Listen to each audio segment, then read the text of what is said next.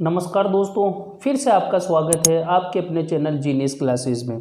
Genius classes में अपन एक अंग्रेजी का जो महत्वपूर्ण सब्जेक्ट है पैसिव वॉइस, उसको अपन डिस्कस कर रहे हैं। तो हमने इसके पिछले वीडियो में देखा था कि जो पैसिव वॉइस है उसके जो सिंपल सेंटेंस यानी कि जो पैसिव का जो सिंपल सेंटेंस के जो नियम है उनको देखा था हमने। सिंपल सेंटेंस के नियम क्या क्या है वो हमने डिस्कस किया था। मैंने आपको बताया भी था कि पैसिव वॉइस बनाने के लिए सबसे पहले हमें ऑब्जेक्ट को बाहर निकालना पड़ता है। तो ऑब्जेक्ट के बाद में मैंने बताया था कि हमें टू बी क्रिया यूज़ करनी पड़ती है। उसके बाद में वर्ब की तीसरी फॉर्म, यानी कि पैसिव बनाने के लिए हमेशा हमें पैसिव में वर्ब की तीसरी फॉर्म ही काम में आएगी, यानी कि ये नियम था इसका। फिर हमने देखा था कि बाय लगाकर सब्जेक्ट का ऑब्जेक्ट बनाया था। सब्जेक्ट का ऑब्जेक्ट ये इसका एक सूत्र बन रहा था जिसे अपन साधारण वाक्य में यूज़ कर रहे हैं, ओनली साधारण वाक्य में यूज़ करेंगे। आज अपन इस साधारण वाक्य का इस सूत्र की सहायता से अपन पैसिव वॉइस बनाएंगे। कुछ एग्जाम्पल अपन इसमें यहाँ करके देखेंगे। ये सेकंड क्लास है, चैप्टर नंबर 2 है इसका, ये सेकंड क्लास है पैसिव की।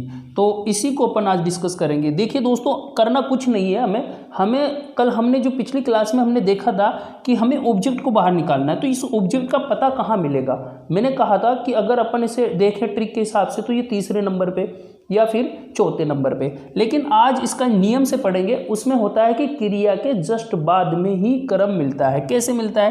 पहले एग्जाम्पल लेते हैं अपन, सिंपल प्रेजेंट का एक वाक्य लेते हैं, यानी कि इसमें है राम, छोटा वाक्य लेंगे, राम गोज टू मार्केट। एक बिल्कुल इजी वाक्य है, इसको आप आसानी से बना सकते हो।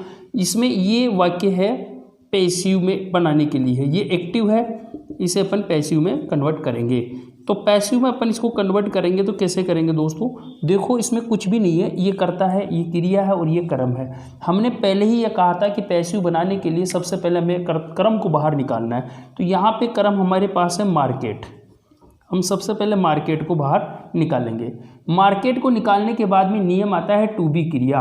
टू बी क्रिया को पहचानने के लिए हमने टाइम भी पहले खूब पढ़ा है, उसमें भी अपन पहचान सकते हैं। उससे पता लगा एस या ई एस लगा हुआ है तो ये है सिंपल प्रेजेंट। यानी कि मैंने कल टू बी क्रिया में आपको बताया था कि अगर पहला टाइम आ जाए, यानी कि एक्टिव में अगर प्रेजेंट का पहला आ जाए तो पैसिव बनाते समय हमें क्या करना है, ये हमने कल देखा था। पहले का मतलब है सिंपल प्रेजेंट। अगर पहला आ जाए तो ये अपने ही परिवार के दूसरे में जाएगा, यानी अपने ही परिवार के दूसरे का मतलब है इज, आर, एम, इनमें से एक कर्म के अनुसार लगकर वर्ब की तीसरी फॉर्म लगेगी। ये नियम है। तो अपन इसको देखेंगे कि यहाँ पे ये पहला आया है तो ये प्रेजेंट के ही अपने ही परिवार में बदलता है। पैसिव में यही विशेष बात है कि ये अपने परिवार में रहता है, बाहर नहीं जाता है। परिवार का मतलब ये है कि सिंपल प्रेजेंट है तो वो सिंपल प्रेजेंट में रहेगा, अगर पास्ट है तो वो पास्ट में रहेगा, पूरा का पूरा परिवार। इसका एक मैंने आपको ट्रिक भी बताया था कि 1 2 बीइंग और 3 4 और 4 नो। इसका मतलब क्या है आखिर? इसका मतलब कुछ नहीं है, पहला दूसरे में जाएगा, दूसरे की बीइंग बजेगी, तीसरा चौथे में जाएगा, चौथा नो चेंज होगा। ये पहला, यानी कि ये प्रेजेंट भी ऐसे ही बदलेगा और पास्ट भी ऐसे ही बदलेगा, सेम है ये। फ्यूचर का हमें देखा था, थोड़ा सा डिफरेंट था, 1 3 और 2 4, यानी इसको 1 2 3 4 ऐसे लिखकर 1 3 और 2 4 पहला तीसरे में जाएगा। इसका भी कारण मैंने आपको बताया था कल कि ये जो बी होता है वो ही बीइंग है। बी का मतलब भी होना होता है और बीइंग का मतलब भी होना होता है, इसीलिए अपन इसको चेंज नहीं करते। 1 3 में जाता है और 2 4 में जाता है, तीसरा और चौथा नो चेंज रहता है। ये फ्यूचर में है, इसके फ्यूचर में। तो मार्केट को हमने बाहर निकाला। देखिए दोस्तों, मार्केट आया है, यह है थर्ड कर्ता। नाम कभी भी आ जाए, चाहे वो किसी का भी नाम हो, वो थर्ड कर्ता होता है। व्यक्ति का नाम आए या फिर किसी, जैसे बाजार है तो बाजार भी एक नाम में आता है, ये थर्ड कर्ता है। तो थर्ड कर्ता है तो इज, आर, एम, इन तीनों में से एक आना है। तो हम ये भी जानते हैं कि एम सिर्फ आई के लिए आता है, आर यू और बहुवचन के लिए आता है, और इज, ही, सी, इट और नाम, यानी कि थर्ड कर्ता के लिए हमेशा इज आता है। तो यहाँ पे यूज होगा टू बी क्रिया का इज यूज होगा। ये हमने कर लिया। अब नियम कहता है कि वर्ब की थर्ड फॉर्म, तो गोज इसकी गोन हो जाएगी, ये गोन, और बाय लगाकर सब्जेक्ट का ऑब्जेक्ट करना है। ये बाय मैंने लगाया। राम का राम, थर्ड कर्ता को कभी चेंज नहीं करते, राम का राम ही रहेगा। ये पैसिव का बन गया। साधारण वाक्य। अगर राम को नहीं बदलते, हम आगे देखेंगे किसको बदलते हैं, क्योंकि नाम का क्रम भी नाम ही रहता है, क्योंकि नाम को बदल नहीं सकते अपन। राम है तो इसको श्याम नहीं कर सकते अपन, इसीलिए राम का राम ही रहेगा।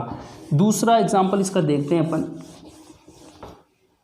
जैसे यहाँ लिखा हुआ है शी इज कुकिंग फूड। बिल्कुल इजी बना रहा हूँ ताकि समझ में आ जाए। फिर नियम से चलते हैं, अपन को कर्म ढूंढना है। एक्टिव है, पैसिव बनाना है, तो पैसिव के लिए हमें कर्म की जरूरत पड़ेगी। तो ये कर्म फूड है। इसमें यहाँ पे देखो कर्ता, साई क्रिया, क्रिया, क्रिया के जस्ट बाद कर्म, ये रहा ऑब्जेक्ट। इसी ऑब्जेक्ट को हमें बाहर निकालना है। तो बाहर निकालते हैं, हमारे पास यहाँ पे आ गया फूड। और फूड जब बाहर आता है तो हम पता है कि ये दूसरा है। दूसरा किसका दूसरा है? ये प्रेजेंट का दूसरा है। तो हम जानते हैं 1 2 बीइंग और 3 4, ये हमारा नियम है टू बी क्रिया का, और 4 नो। तो इस नियम से पहला दूसरे में दूसरा बीइंग, ये दूसरा आया है, इसके बीइंग बजेगी। तो फूड के लिए इजी रहेगा, इजारम में से एक वापस रहेगा और इसके बीइंग बजेगी। ये लो इज बीइंग कुकड हो जाएगा, थर्ड फॉर्म इसकी कुकड। और बाई सी करता थर्ड है, लेकिन ये नाम नहीं है, इसका कर्म होता है, सी का कर्म होता है हर। ये भी हमने फर्स्ट क्लास में पढ़ा था।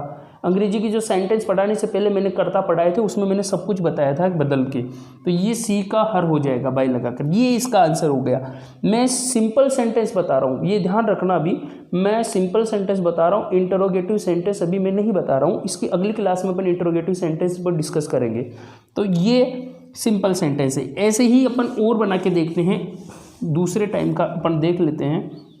जैसे मेरे पास में यहाँ पे आई, ये एक्टिव में है।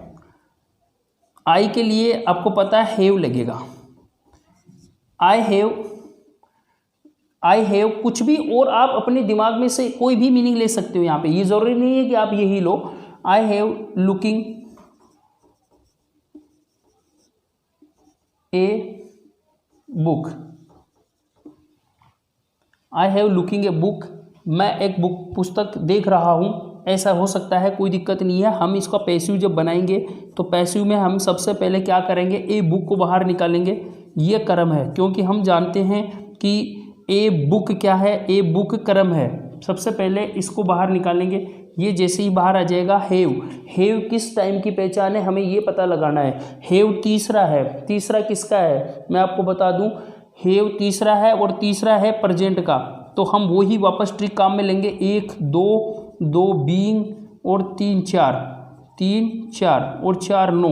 यहाँ पे हमें पता लगा कि ये तीसरा आया है, तीसरा है तो चौथे में जाएगा। ये इसी के चौथे में जाएगा, क्यों, ये परिवार में रहते हैं, परिवार के बाहर नहीं जाते। तो यहाँ पे ए बुक के लिए, यहाँ पे पहले आई था, हैव लग गया, बुक के लिए हैज लगेगा।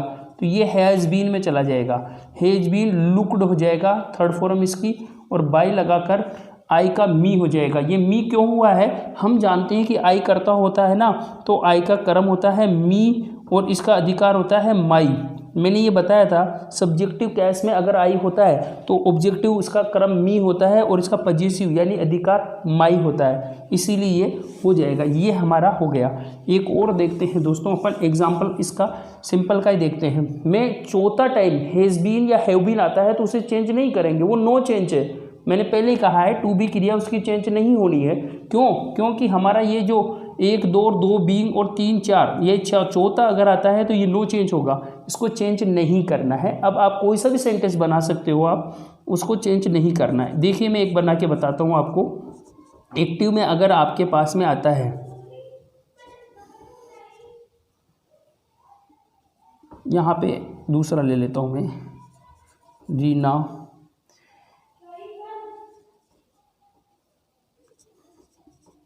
has been preparing tea for 2 hours। ये ले लिया हमने, इसे नीचे लिख लेते हैं for 2 hours। ये हमारा वाक्य हो गया। तो अपन इसको ये पहचान, ये हैज़ बीन, हैव बीन और फोर सिंस के बाद में कोई समय, ये बताता है कि ये किसी ना किसी का चौथा है, लेकिन यहाँ पे हैज़ बीन आने से हमें पता लगा कि प्रेजेंट का ही चौथा है। परिवार में बदलेगा। अब मैं अगर बात करूँ, हर 4 परिवार होता है, 1 2 3 4 के बाद में कोई परिवार होता ही नहीं है, इसीलिए ये नहीं बदलता। इसको नहीं बदलने का रीज़न क्या है कि ये अपने परिवार में रहता है। पहला दूसरे में चला जाएगा, दूसरे के बींग बच सकती है, तीसरा चौथे में जा सकता है, लेकिन चौथा जाए कहाँ? चौथे के बाद परिवार ही नहीं है, इसीलिए ये अपने परिवार के बाहर नहीं जाता तो चौथे को नो चेंज बोलते हैं अपन, इसीलिए इसको चेंज नहीं करते अपन। तो टू बी क्रिया इसकी यही रहेगी। सबसे पहले इसमें अपन कर्म को बाहर निकालते हैं। कर्म यहाँ पे है टी। पैसिव बनाने में हमेशा सबसे पहले कर्म को बाहर निकालते हैं। ये टी क्या है? ये टी है कर्म, तो टी कर्म को बाहर निकाल लिया जी। अब कर्म को बाहर निकाल, टी के लिए हैज़ बीन नहीं लगेगा, बिल्कुल हैज़ बीन नहीं लगेगा, क्योंकि अपन इसको चेंज नहीं करेंगे। हैज़ बीन और वर्ब की थर्ड फॉर्म आएगी, नियम बाकी का ये रहेगा, ये प्रीपेयर्ड हो जाएगा। प्रीपेयर्ड, ये प्रीपेयर्ड हो गया। प्रीपेयर्ड के बाद में अपने पास जो पहले बचा है उसको लिख लो आप, 4 2 hours, फिर बाई लगाकर रीना का रीना ही रहेगा, अपन इसको बदल नहीं सकते क्योंकि यह कर्ता नाम है, नाम का कर्म भी नाम ही रहता है, इसीलिए अपन इसको चेंज नहीं करेंगे। ये वर्तमान की पूरी फैमिली ऐसे चेंज हो गई। अपन इसका किसी और टाइम का भी देख सकते हैं। और टाइम का अगर अपन देखना चाहते हैं तो अपन देख सकते हैं, कोई दिक्कत नहीं है। हम जैसे ऐसे करते हैं, इसका एक्टिव लिखते हैं, वी वेंट टू अजमेर। एक सिंपल सेंटेंस मैं आपके सामने बना रहा हूँ ताकि समझ में आ जाए। ये वी है, ये वर्ब की सेकंड फॉर्म है। अगर वर्ब की सेकंड फॉर्म आती है तो सिंपल पास्ट होता है। सिंपल पास्ट की यही पहचान है। मैंने टेंस में यानी टेंस में पहले बताया भी आपको कि वर्ब की सेकंड फॉर्म और डिड, ये एक सामने दिखाई देने वाली पहचान है इसकी, लेकिन इसके अलावा भी पहचान है। दैट डे आ जाता है, last day, last month, last year, ऐसा कुछ भी आता है इसमें, तो आप पहचान सकते हैं इसको आराम से। मैंने आपको पहचानना सिखाया पहले। तो ये चीज़ हम इसमें भी कर्म को बाहर निकालेंगे, तो कर्ता, क्रिया और कर्म तीसरे नंबर पे है, तो सबसे पहले अपन कर्म को बाहर निकालेंगे। ये अजमेर हो गया। वेंट सेकंड फॉर्म है, हम जानते हैं ये अपने परिवार में बदलेगा। फिर हमारे दिमाग में आएगा 1 2 बीइंग और 3 4। क्यों? पैसिव का नियम आता है तो ये दिमाग में रहना चाहिए, क्योंकि ये अपने परिवार में ही रहते हैं, बाहर नहीं जाते। तो यहाँ पे ये है सिंपल पास्ट, यानी पहला, पास्ट का पहला तो दूसरे में जाएगा। दूसरा वाज या वर्ब में से एक लगेगा, लेकिन लगेगा कर्म के अनुसार। कर्म थर्ड करता है तो वाज लगेगा, और कर्ता यहाँ पे अगर कर्ता यू और बहुवचन होता तो वर लगाते अपन, तो यहाँ पे वाज, और फिर वर्ब की तीसरी फॉर्म, तो गो वेंट गॉन, ये गॉन हो जाएगी इसकी, और गॉन बाय लगाकर वी का ऑब्जेक्ट अस होता है। ये इसका आंसर हो गया। ऐसे ही अपन कोई सा भी साधारण वाक्य बना सकते हैं, किसी भी टाइम का बना सकते हैं, कोई दिक्कत नहीं आएगी दोस्तों। आप इसको थोड़ा सा ध्यान से देखो कि हमें सबसे पहले ऑब्जेक्ट को बाहर निकालना है। फिर टू बी क्रिया, टू बी क्रिया कुछ ही नहीं है, ये टेंस है, ये समझो आप, टेंस परिवर्तन है। ये टेंस को परिवर्तन करके लिखना है, और परिवर्तन के लिए अपन इसको एक ऐसे याद रखो कि ये जो परिवार में ही रहेगा, परिवार में ही रहेगा, परिवार के बाहर नहीं जाएगा, कभी नहीं जाएगा परिवार के बाहर। इस पर इतना सा ध्यान रखना। और एक ये ट्रिक याद कर लो, 1 2 बीइंग, 3 4 9, बस आपके दिमाग में ये रहेगा तो आप कोई सा भी पैसिव को चेंज कर सकते हो।